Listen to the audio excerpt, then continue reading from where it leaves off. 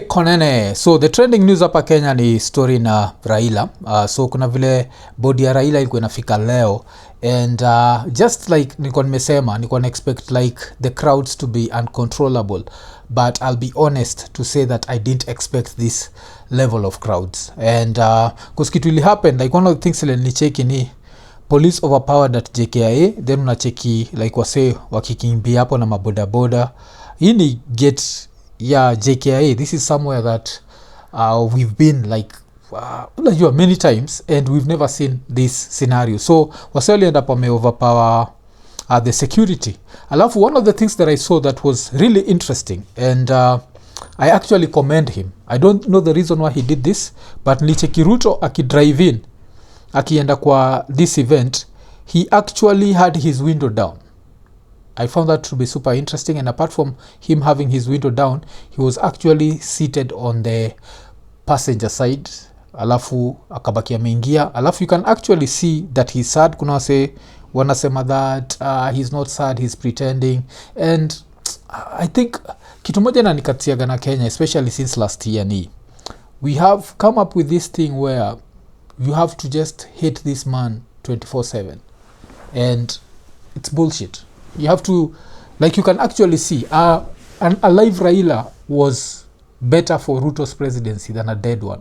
Anyone who thinks otherwise, because mecheki ma conspiracy theory that umsali nini z, the reality is ubda alikuwa msik. Nilikam kunotice alikuwa, yani nililearn tu jana that he had diabetes. I didn't know that.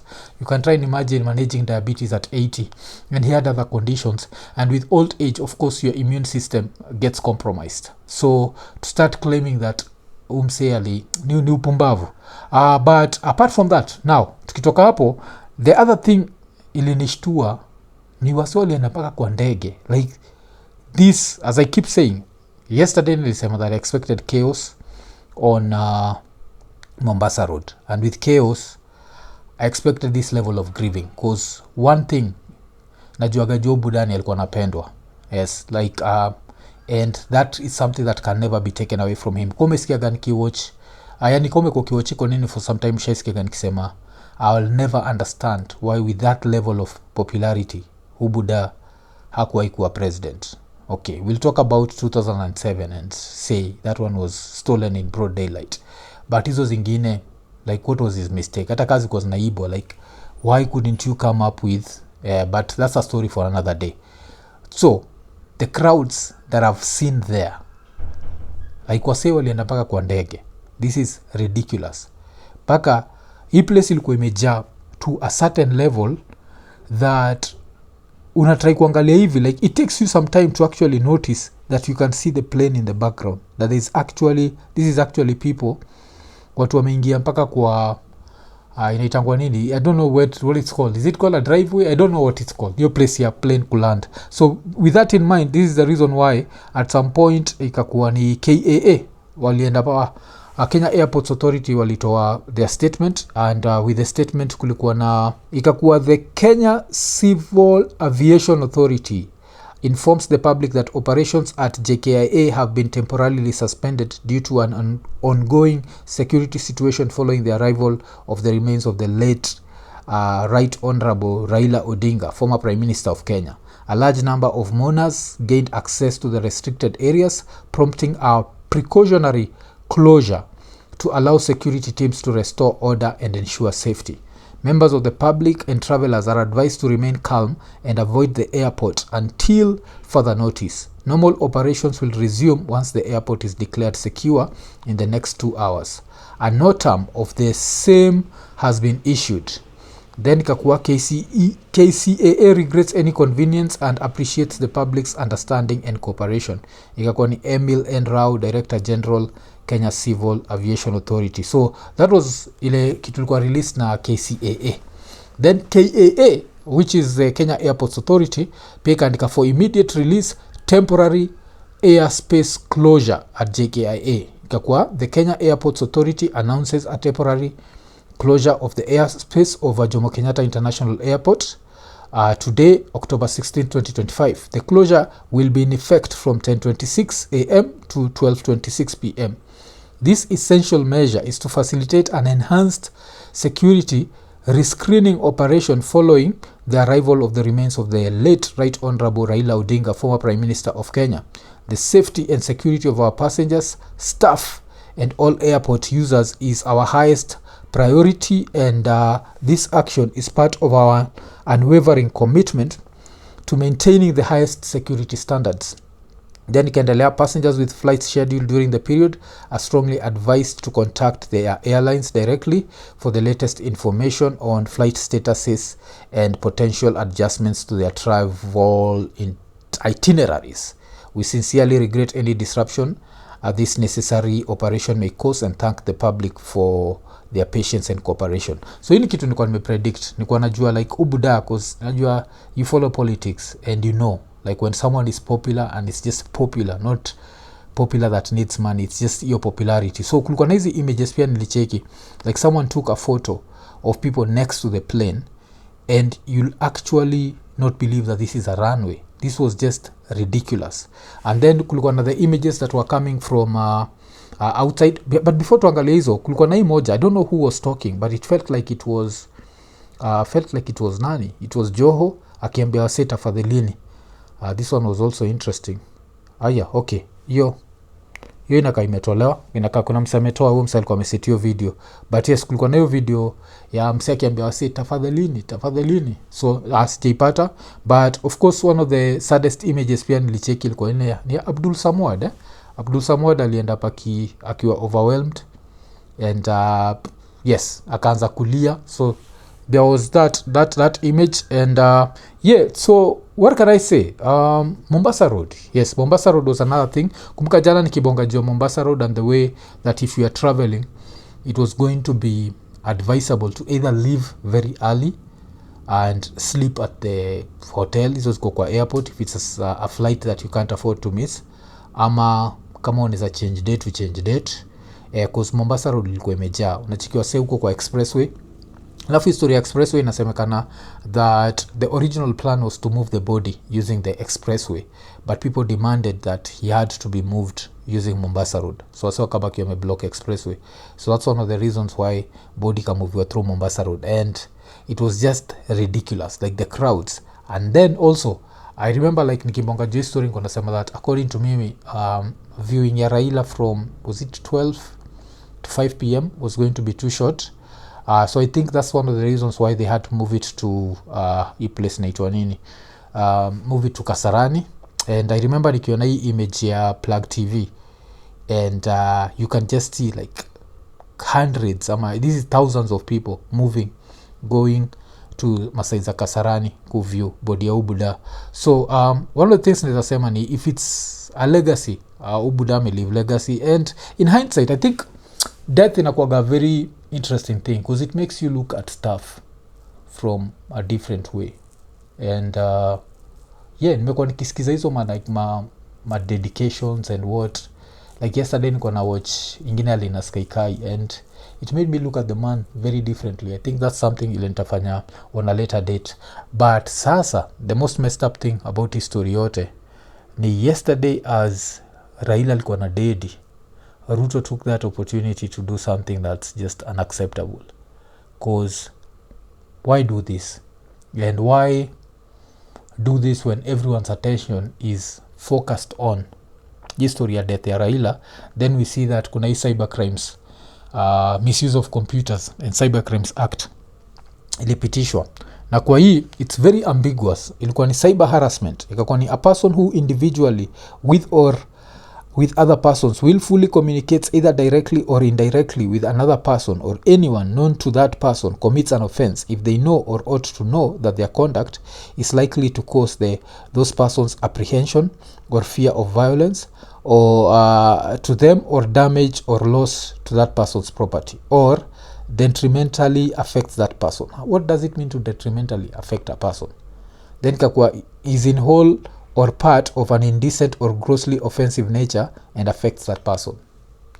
Then ikiendelea, a person who commits the offense under subsection 1 is liable on conviction to a fine not exceeding 20 million shillings, yes, or to imprisonment for a term not exceeding 10 years. Then kiendelea, a person may apply to court for an order compelling a person charged with an offense under subsection 1 to refrain from engaging or attempting to engage in, enlisting the help of another person to engage in any communication complained of under subsection 1. The court may grant an interim order and shall hear and determine an application under subsection 4 within 14 days. An intermediary may apply for the order under subsection 4 on behalf of the complainant under this section. A person may apply for an order under his section outside court working hours. Checky history. So this is Ruto trying to pass a bill that is going to be misused by politicians, because politicians will just say that us calling out their corruption is affecting them in some way. So now we are not supposed to talk about it. This thing is very ambiguous, because freedom of expression is the freedom for me to say what I want to say about you, even if it hurts your feelings. Your feelings should not be a concern. It should be like, those are my views.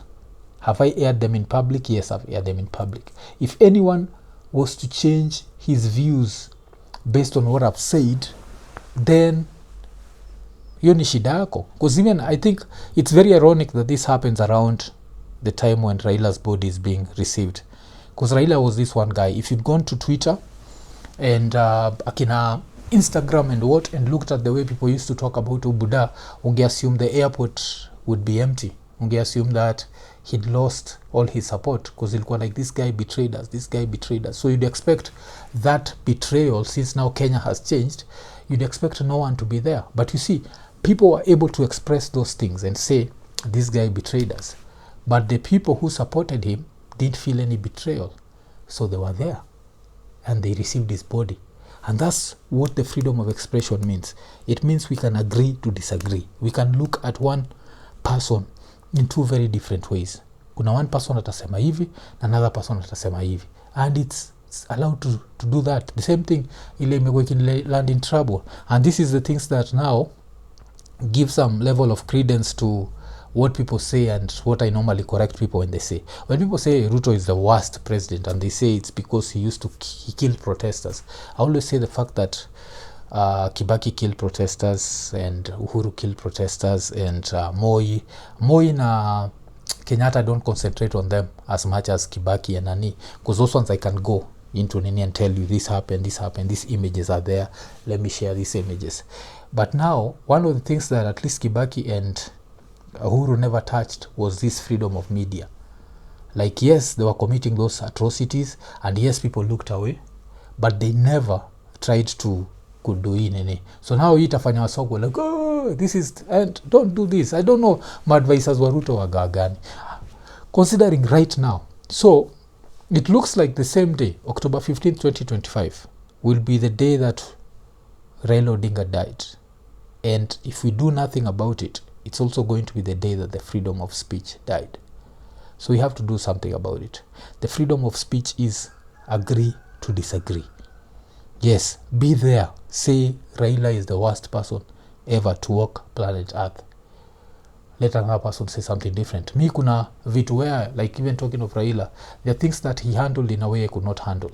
Achikige the way someone like Moses Kuria used to disrespect him, and then you'd see him laughing with him. Me single cheka na Moses Kuria. You understand, like this. So there was levels to that man that pia mimi niko naangaliaga niko like, damn, okay, I know it's politics, but to me a certain level politics becomes personal. It's like fuck you. Sijali kilona nini, it's not politics, it's but I think the old man alikuwa na respect hiyo, like that freedom of expression, and that's something we have to now sisi wenyewe we can't allow. Because I think another thing I realize in the past few hours, I realized kitu moja, and I don't think I was planning to share this, but I remember around the time when history freedom of expression ilianza, I remember nikiandikia nani anaitwa nani jo, nikiandikia Winnie Odinga, and nilimuuliza I don't know if I should share this message, but ilikuwa hii time ya like Winnie, like tuko tunajua budako for freedom of expression. So ilikuwa the government proposes new Wi-Fi and fiber standards introducing packages with unlimited internet packages. nikamuuliza, hi Winnie, ODM will let this level of censorship pass and facilitate abductions. Has Baba forgotten what he represents or represented for Kenyans who believe or believed in him? Nacheki ubuda tuko namjuaga for that freedom of expression. So I remember nikiona history ya Nini nikiuliza, alafu Winnie akaniuliza, what are you saying? Why so aggressive? Nikamwambia, this is censorship. This is a law that in 100 years it is a law that I never thought in 100 years would be considered when Raila is alive. Because that's what the man represented. There are people who hated him, like 100%. But for wase tuko tumemfollow with time, tuko najuaga like freedom of expression, that was his thing. Najua, your freedom of media, that was his thing. You could talk shit about anything, but that was his thing. So vile nilisema hivyo, history ya nikaniambia, bro, slow down. You are coming in too hot. I'm lost. I don't know anything about this law. Send me the full article. Then you come to me the article itself. So this is one of those things. So this is being proposed by a UDA member but can only pass with ODM support. Please read and give me your thoughts. Then comes so why are you going so hard on Baba? The IC authority has opened a window for public input on these draft standards. Details for these new standards were formally announced via a notice published on MyGov on Tuesday, July 1st. And in hindsight, when I look at this, I come to realize that it reached a level where we used to blame everything on that old man. I think he became the easy punching bag, because at the end of the day, now I was thinking about it, now he's dead. So what happens? What happens if this law, Cyber Crimes Act does, and it passes? Are we going to wake him up and blame him? Are we going to say that he betrayed us? Because now he's gone. And it's one of those things that right now if you go on Twitter, utapata wase wako like, umse to betray. And because to betray because he made Ruto kill watu. Alafu uko there like, Huru used to kill watu. Kibaki used to kill. So why was he the one responsible for their actions? And I think this is in hindsight. Najua vile nasema, because I was also one of the people who used them as a punching bag. Because when I think about this law, because right now it's been passed when hii ingine imepasiwa. Like immediately, hata kabla body yake go cold, Ruto alikuwa anasaini hiyo kitu. And that also shows you the level of respect that maybe Ruto showed this man. That he was like, you know what, I'll wait for the day that you pass, because everyone will be there talking, and then I'll pass this bill. But now the question is, who are we going to blame? And it's very easy. And I see this thing happening even with South Africa. I see the way Wasobonga Joe Mandela being a sellout. I'm like, this man served 27 years in jail. But I also understand. When you're in the comfort of your living room and the comfort of the internet and some hot showers and what, you can always talk shit about people who literally put their bodies on the line. Nacheki, Mandela served 27 years. Leo naenda South Africa. And I'm sure I'll meet a lot of South Africans who say he was a sellout. And the question is, if he could do it, why don't you do it? And I think that's the same question tunaenda kujiuliza, we as Kenyans. Yes, Raila was a sellout. But if we could do it, if he could do it. This guy first got jailed when he was 37 years old. So if he could do it, why can't we do it? We can't. Are we waiting for the next punching bag? And who's going to be the next punching bag? Because now we have to look for someone. You notice Kenya. And this is what nakwambia ni hindsight. Like, because I was also part of the people using this punching bag. Where the daughter is asking me why I'm so aggressive. And yeah, who are we going to use as our next punching bag? Who's going to be the person who we blame for everything? That we don't, like, you can think about the ridiculousness of it, that Ubudali ran 2022 and people who did not vote for him still say that he betrayed them. Like, try to imagine your audacity. The same thing now, nikiwa Starehe constituency, and I used to see whenever there was a problem, people would look for Boniface Mwangi. And I was like, fuck you. You voted for Jaguar. Why are you looking for Boniface Mwangi? Like, this is your decision. You did this.